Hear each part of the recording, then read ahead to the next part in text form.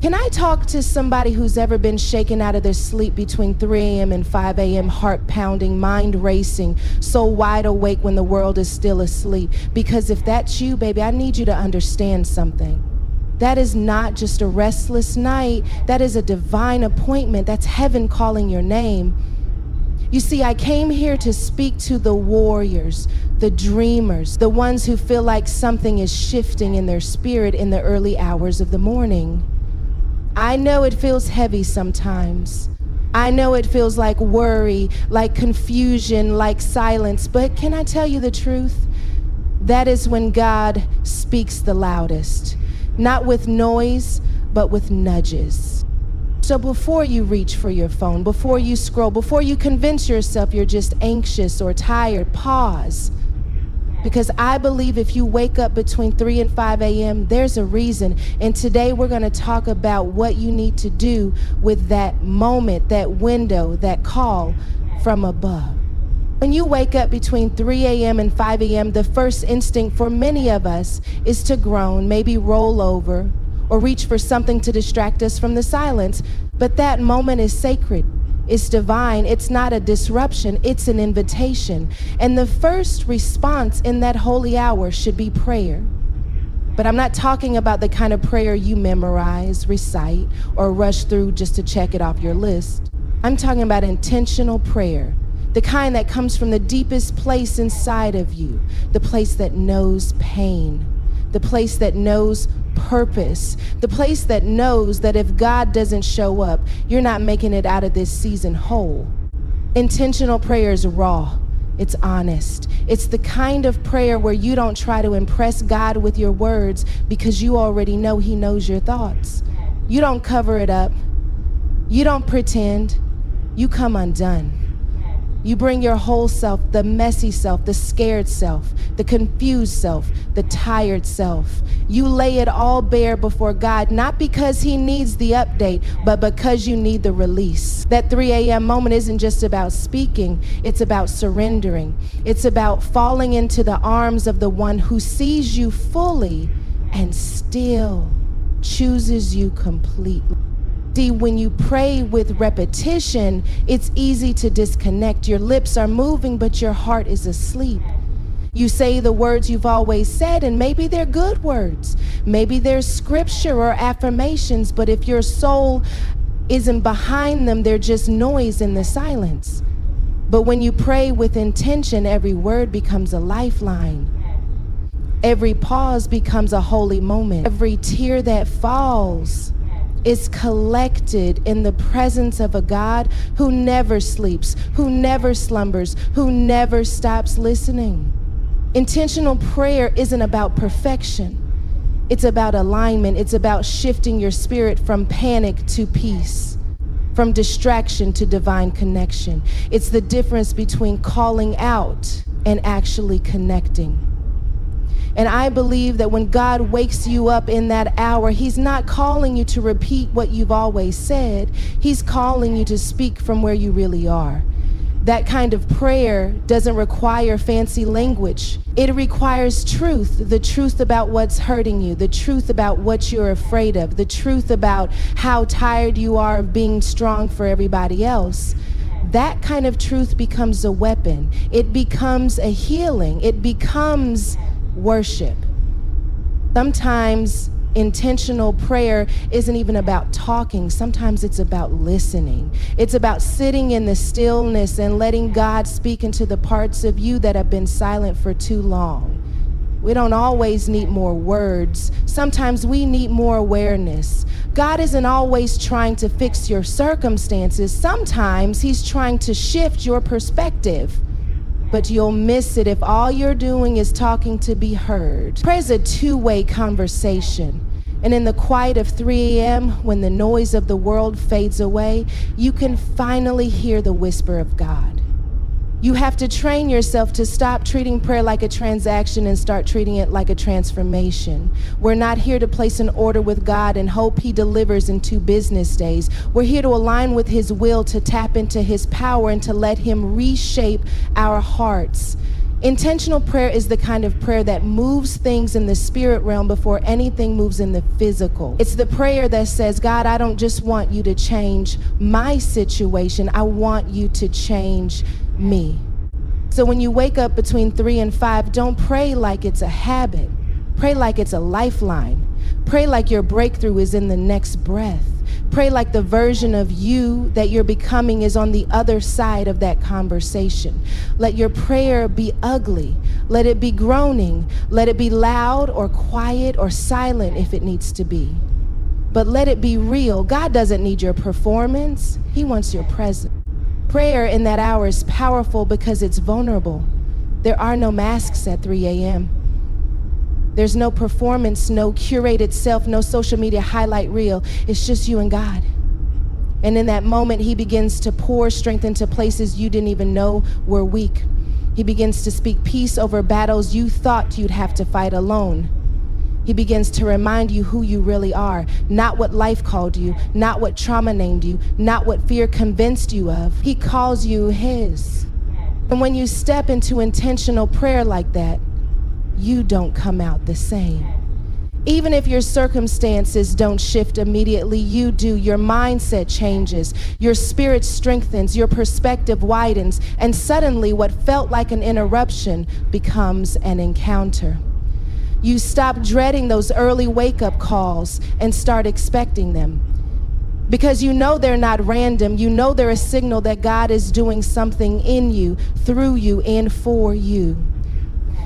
And you wouldn't want to miss that for anything. There's something sacred about the stillness between 3 and 5 a.m. It's like the world hasn't fully woken up yet, but your spirit has. And in that quiet, when your thoughts aren't yet bombarded by demands and distractions, there is a whisper that rises from deep within. A whisper that doesn't always make sense to the logical mind, but resonates with your soul.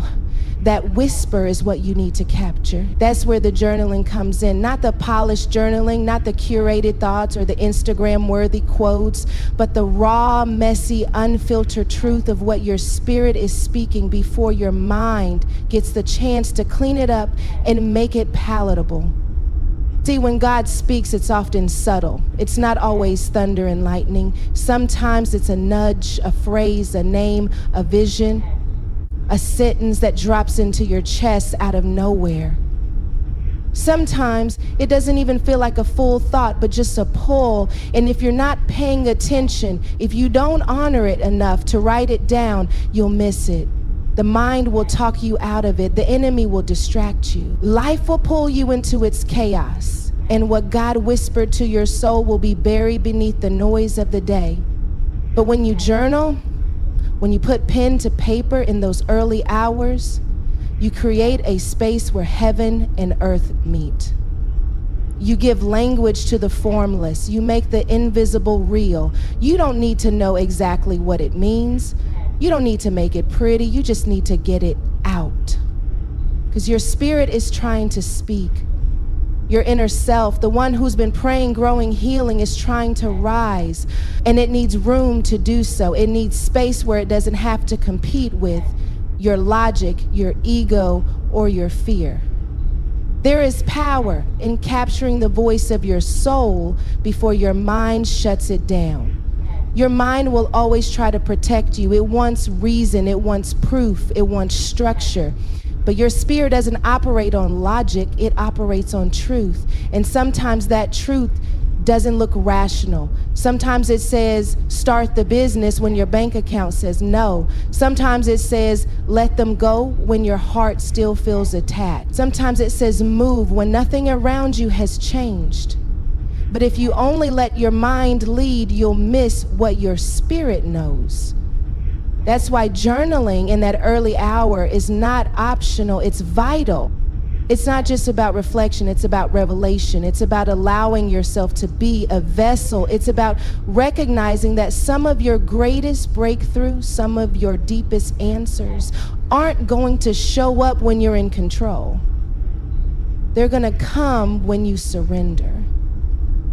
When you sit in the dark with a pen in your hand and say, God, I don't know what you're doing, but I'm listening. And then you write. You write what feels strange. You write what feels holy. You write what feels scary. You write what you don't yet understand. And in the process, you start to see patterns. You start to notice that what felt random is actually rhythm. That what felt disjointed is actually divine. Sometimes what you journal at 3:47 a.m. won't make sense until 3 weeks later. Sometimes it'll come back to you mid-conversation, or when you're facing a decision, or when your faith is starting to slip. And because you wrote it down, because you honored the voice of your spirit before your mind could silence it, you'll have something to return to. A roadmap. A reminder, a record of what God said before life got loud. That journal becomes sacred ground. It becomes evidence of how far you've come and how deeply you've been guided. And let me say this, you don't need to be a writer to journal. This isn't about grammar. This isn't about structure. This isn't about sounding deep or poetic. This is about being honest, about capturing truth in real time, about creating a safe space where you don't have to make sense, you just have to be present. And over time, that act of showing up for yourself, of writing what you feel, what you fear, what you hope for, becomes a spiritual discipline. It trains you to listen. It sharpens your discernment. It builds your trust in your own spirit. You begin to realize that you're not as confused as you thought you were.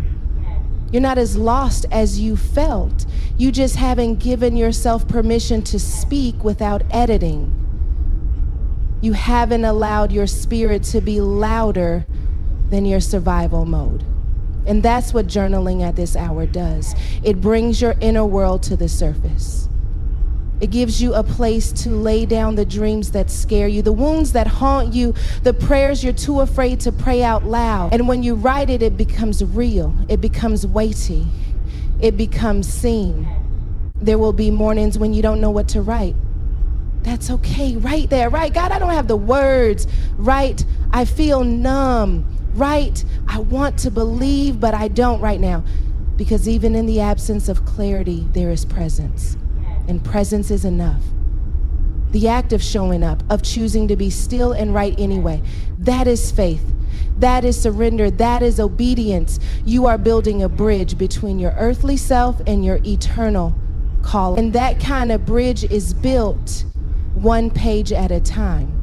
You don't need to wait for a crisis to journal. You don't need to be in pain to write. The more consistent you are, the more attuned you become. You start to recognize when a thought is yours and when it's divine. You start to notice when fear is speaking and when faith is rising. And before long, you realize that those early wake-up calls are not interruptions. They're invitations to deeper intimacy, to greater clarity, to transformation. In your journal, it's the altar where that transformation begins. There's something most of us struggle with, and it's not the noise we hear, it's the silence we run from, the silence that creeps in during those early morning hours between 3 and 5 a.m. When the house is quiet, the phone isn't buzzing, the world is still tucked under its covers, and it's just you, your thoughts, and your spirit. That silence can be uncomfortable, especially when we've been taught to feel it. We turn on music, we scroll, we reach for something, anything to avoid the weight of stillness. But what if the silence isn't empty? What if the silence is where the real answers live? What if God speaks the clearest when everything else is quiet? Listening in stillness is not about doing nothing. It's about doing the most important thing. It's about choosing presence over productivity. We live in a world that's obsessed with movement, obsessed with output, obsessed with constant noise that drowns out our inner voice. But in those hours before the sun rises, before the day demands your energy, you're given a gift. The gift of quiet, the gift of space, the gift of hearing what you can't hear when life gets loud. And if you always rush to fill the silence, you'll miss what the silence is trying to say. Stillness is spiritual, stillness is sacred, and stillness is a skill. It takes practice to stop reacting, to stop filling every moment with activity, to stop assuming that silence means something is wrong, because sometimes silence is just space for alignment. It's space for your soul to catch up with your body. It's space for your heart to soften. It's space for your spirit to listen, not just for a sound, but for a shift. There's a difference between hearing and listening. Hearing picks up noise. Listening picks up direction. Listening in stillness is not just about tuning in, it's about surrendering your need to control what you hear. When you sit in the stillness of those early hours, you may feel restless at first. You might feel like nothing is happening. You might wonder if you're wasting time. But the truth is, your spirit is adjusting. It's detoxing from distraction. It's unclenching from the tension of the day before. And in that space, something begins to open. You begin to hear thoughts you didn't know you had. You begin to notice how fast your mind runs when you don't distract it. And more importantly, you begin to recognize the difference between your own anxiety and God's whisper. Sometimes God won't speak until you stop speaking, not because he can't, but because you're not able to receive it yet. Listening in stillness is a way of saying, I'm not here just to talk. I'm here to be taught. It's an act of humility, an act of trust. A declaration that says, God, I trust what you have to say more than I trust what I want to hear. Because let's be honest, most of us come to God with an agenda. We want answers. We want confirmation. We want peace, but we want it on our terms. Stillness removes the terms. It opens us up to the unexpected. It teaches us to be okay with waiting. It teaches us to sit without forcing a result. In the stillness, you start to become aware of things that normally slip past you. The tightening in your chest you've been ignoring, the repeating thought you've been suppressing, the gentle nudge to forgive, to release, to shift direction. These things don't shout, they whisper.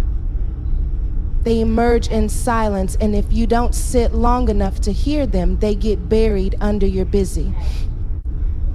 There's healing in stillness, but healing takes attention. It takes time. It takes space. And the more you resist it, the more you delay the restoration your soul is craving. You don't need to know how to do it right. This isn't about posture or perfection. This isn't meditation with an agenda. This is about sacred space. This is about creating room in your spirit for the divine to speak. It can look like sitting on the edge of your bed in the dark, eyes closed, heart open. It can look like walking slowly around your house with no sound but your breath. It can look like placing your hand on your heart and just saying, I'm here, I'm listening. The form doesn't matter, the presence does. Stillness teaches you to recognize the voice of God in the absence of volume. So many of us wait for signs.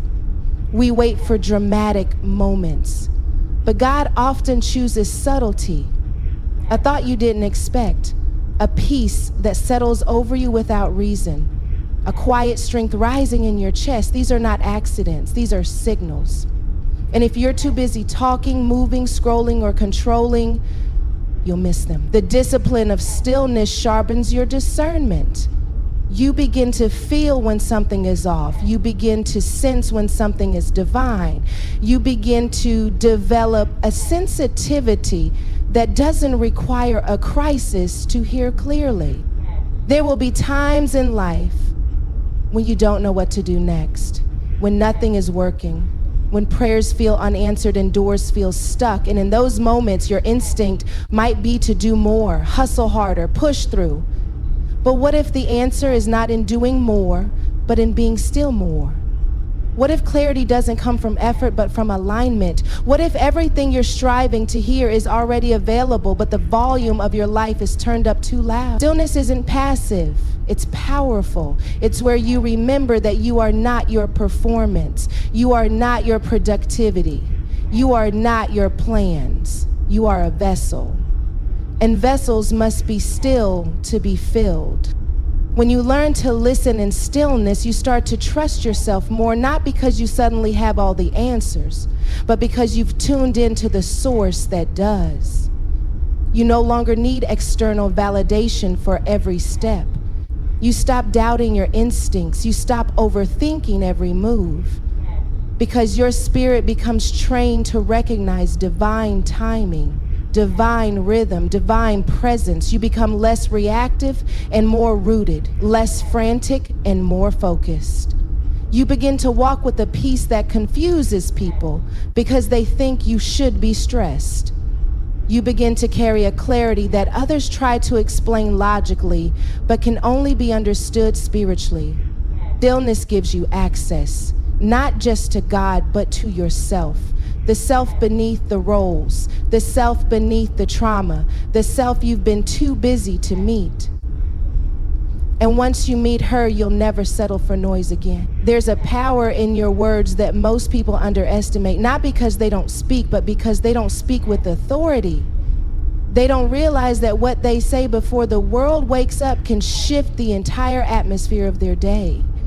Between 3 and 5 a.m., before your phone starts ringing, before emails pile up, before your name is called 100 different ways, there's a moment that belongs to you. And in that moment, you get to decide how you will show up, not how the world tells you to show up, not how your past says you're supposed to show up, but how your purpose demands that you show up. You set that tone, not by accident, but by declaration. There's something spiritual about speaking out loud when no one else is around to hear it. It's not for them, it's not performance, it's proclamation.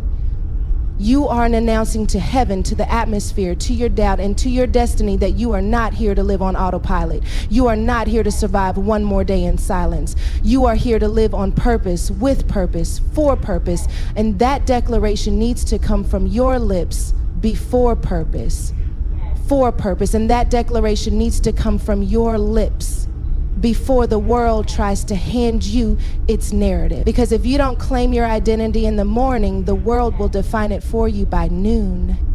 When you wake up in that holy window, your spirit is more sensitive. You're not yet covered in the layers of the day. That's the time to speak life, to call things into order, to remind your heart, your mind, your body, and your calling who they belong to and what they're here for. That's not fluff. That's not hype. That's warfare. Every time you declare your purpose, you break an agreement with confusion. Every time you speak what God said about you, you cancel out the lies that try to creep in before breakfast. And I don't care how strong you are, if you're not speaking life, something else is speaking by default. Silence isn't always neutral. Sometimes it's consent.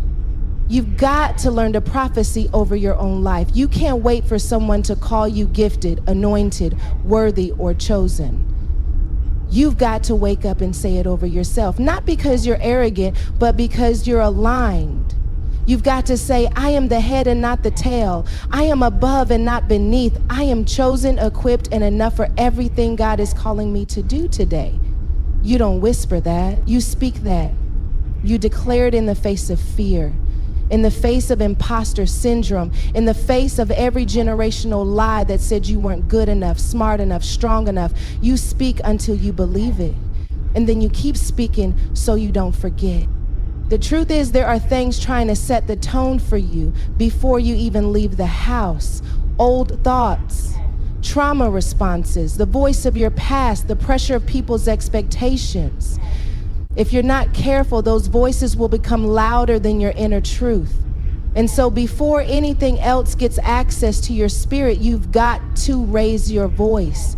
You've got to create the sound that your future can follow. You've got to align your words with your assignment. Don't just speak about what you hope for. Speak from the place of who you already are in the spirit. Don't just react to your circumstances. Respond from your calling. The enemy isn't intimidated by noise. The enemy is intimidated by clarity. The enemy doesn't care if you're busy, he cares if you're bold.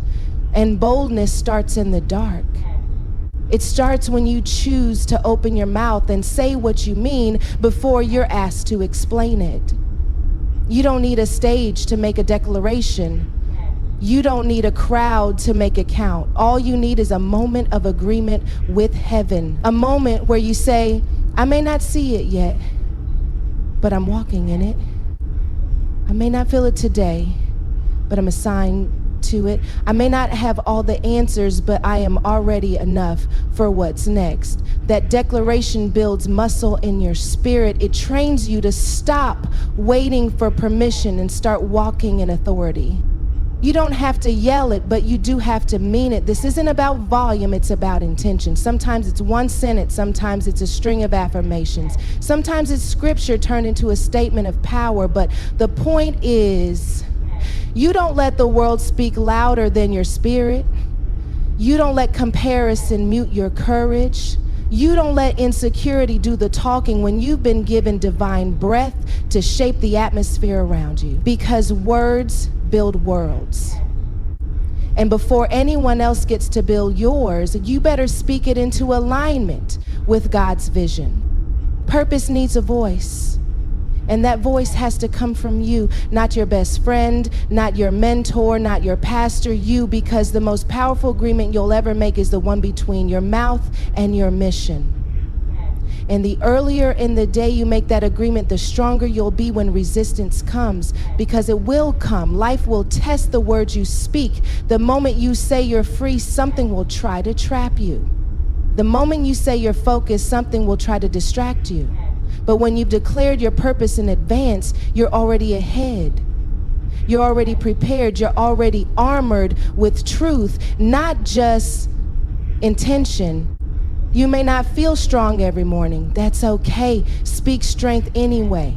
You may not feel joyful. Speak joy anyway. You may not feel like you're capable. Speak capability anyway. Because your emotions don't get the final say, your spirit does. And your spirit speaks through your mouth. That's why you've got to be intentional about what you say when you first wake up.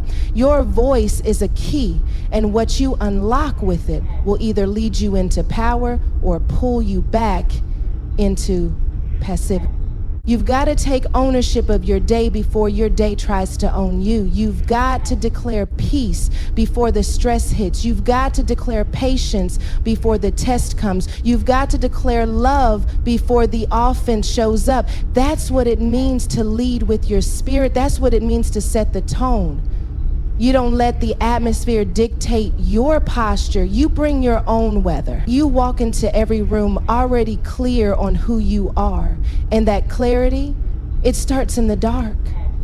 It starts when no one is watching. It starts with your voice and your vision meeting in the quiet hours of the morning.